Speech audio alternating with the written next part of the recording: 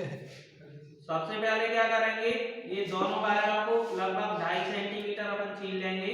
ठीक है, दोनों वायरों को अपन को 2.5 सेंटीमीटर छील लेना है। और इसके बाद अपन क्या करेंगे, इसे 90 डिग्री एंगल पे दोनों को क्या करते हैं, मोड़ दे रहे हैं।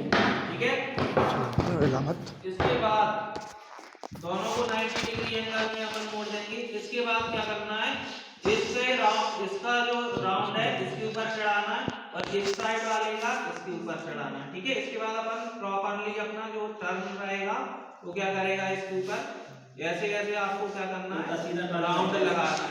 ठीक है, इसी तरह धीरे धीरे आपको राउंड लगाते जाना है।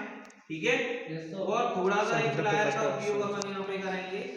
एक और साइड आपने साइड प्लायर का उपयोग अपन करते हैं यहाँ पे। हाँ सर,